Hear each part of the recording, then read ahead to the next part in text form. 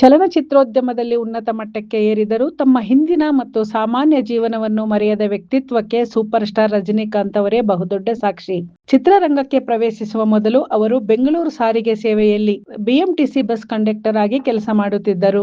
ಆದ್ರೆ ಇತ್ತೀಚೆಗೆ ರಜನಿಕಾಂತ್ ಕಂಡಕ್ಟರ್ ಆಗಿದ್ದ ದಿನಗಳ ಮೂಲ ಗುರುತಿನ ಚೀಟಿ ಸಾಮಾಜಿಕ ಮಾಧ್ಯಮದಲ್ಲಿ ಸಿಕ್ಕಾಪಟ್ಟೆ ವೈರಲ್ ಆಗುತ್ತಿದೆ. ರಜನಿಕಾಂತ್ ಅವರ ನಿಜವಾದ ಹೆಸರು ಶಿವಾಜಿರಾವ್ ಗೈಕ್ವಾಡ್ ಎಂದು ಈ ಗುರುತಿನ ಚೀಟಿಯಲ್ಲಿ ಸ್ಪಷ್ಟವಾಗಿ ಬರೆಯಲಾಗಿದೆ. ಜೊತೆಗೆ ಅವರ ಕಂಡಕ್ಟರ್ ಬ್ಯಾಡ್ಜ್ ಸಂಖ್ಯೆಯೂ ಅದರಲ್ಲಿ ಗೋಚರಿಸುತ್ತಿದೆ. ಅವರು ಶ್ರೀನಗರ ಡಿಪೋದಲ್ಲಿ ರೂಟ್ ನಂಬರ್ 10A ಬಸ್ನಲ್ಲಿ ಕಂಡಕ್ಟರ್ ಆಗಿ ಸೇವೆ ಸಲ್ಲಿಸುತ್ತಿದ್ದರು ಎಂಬ ಮಾಹಿತಿ ಇಲ್ಲಿದೆ. ಇಲ್ಲಿ ಗಮನಿಸಬೇಕಾದ ಮತ್ತೊಂದು ವಿಚಾರ ಏನೆಂದರೆ 1971ರಲ್ಲಿ ಅವರಿಗಿದ್ದ ಮಾಸಿಕ ಸಂಬಳ ಕೇವಲ 275 ರೂಪಾಯಿ ಆಗಿತ್ತು ಎಂದು ಆ ಕಾರ್ಡ್ನಲ್ಲಿ ನಮೂದಿಸಲಾಗಿದೆ.